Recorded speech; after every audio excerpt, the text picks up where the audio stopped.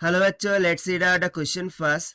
In the circuit shown in figure, the EMF of each battery is equals to 60 volt and the capacitances are equals to C1 C2 C1 2 microfarad and C2 3 microfarad.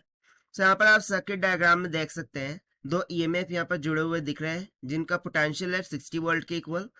C1 2 microfarad है, C2 3 microfarad है। So we have to find the charges which will flow after the shorting the switch SW through the section 1, 2 and 3 in the directions indicated by the arrows. So यहाँ पर जो direction में charges path 1, path 3 and part 2 से हमें flow जो हो रहा है वो कैलकुलेट करके बताना है। तो स्टार्ट करते हैं सोल्यूशन से, but before of its let's talk about the key concept which we are going to use here for this question. So charge flowing throughout the capacitor, वो उसको हम किस तरीके से लिखते हैं, that is Q is equals to the capacitance multiplied by the potential across it.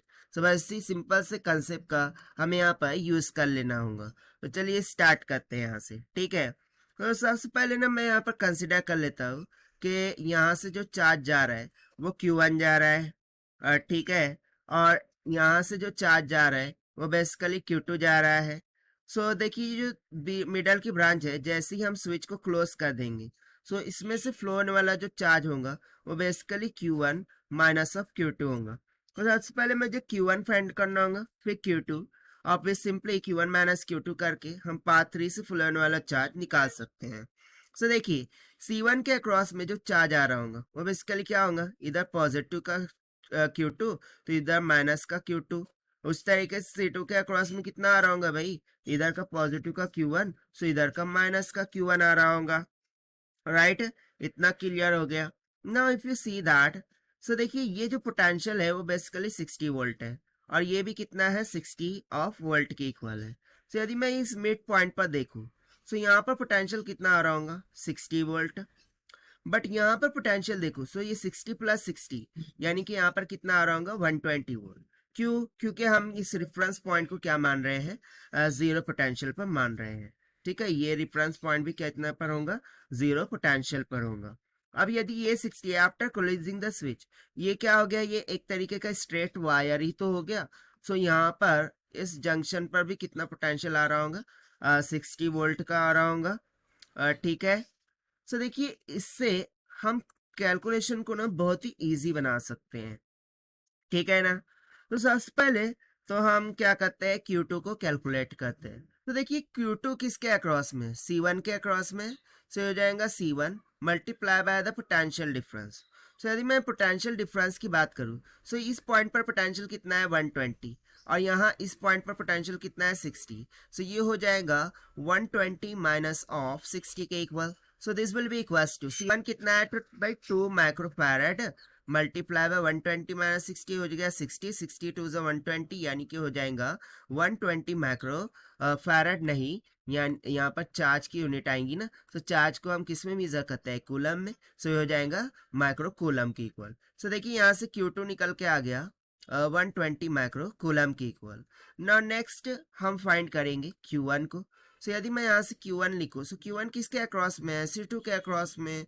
So according to conceptual formula ये हो जाएगा C2 multiply by the potential. तो पोटेंशियल देखिए 60 और यहाँ पर लोअर कितना है 0 यानी कि हो गया 60 माइनस का 0। So this will comes out to be 3 microfarad multiply by the 60 volt. So this will be equals to 6 3 is 18 यानी कि हो जाएगा 180 माइक्रो कूलम की इक्वल। सो देखिए Q1 भी निकल के आ गया जो कि बेसिकली कहाँ से फ्लो हो रहा है, पार्ट 2 से। पार्ट 1 हो गया, पार्ट 2 हो गया, पार्ट 3 बचा है। सो पार्ट 3 से फ्लो होने वाला चार्ज वो भी निकाल लेते हैं। सो बेसिकली पार्ट 3 से यदि मैं देखूं सो वो क्या था, सो वो तो सिंपली Q1 माइनस का Q2 था, ठीक है ना। So this will be equals to वो क्या होगा, सो Q1 कितना निकल के आया था, ठीक है। सो ये हो जाएगा 180 माइनस का 120, ठीक है ना, Q1 माइनस Q2 यानी कि 180 minus of 120, so it will comes out to be 60 micro coulomb. So देखिए यहाँ सिंपली हमारे पास हम बोल सकते हैं कि पाथ 1 से फ्लो होने वाला चार्ज वो कितना था Q2। सो Q2 निकल के आ गया 120 माइक्रो कूलम के इक्वल। पार्ट 2 से फ्लो होने वाला चार्ज कितना था? सो भाई Q1 था। सो वो कितना निकल के आ गया? 180 माइक्रो कूलम के इक्वल। एंड पार्ट 3 से फ्लो होने वाला चार्ज Q1 माइनस Q2 था, ठीक है ना? Q1 माइनस Q2 था। सो वो कितना निकल के आ गया? 60 माइक्रो कूलम के इक्वल। तो देखिए यही हो जाएंगे हमारे आंसर्स फॉर दिस क्वेश्चन जो कि हमसे पूछा गया था। And this we have found by using the simple concept of charge is equals to the capacitance into potential के formula से. So this is the required solution. I hope you understood well. Best of luck. Thank you.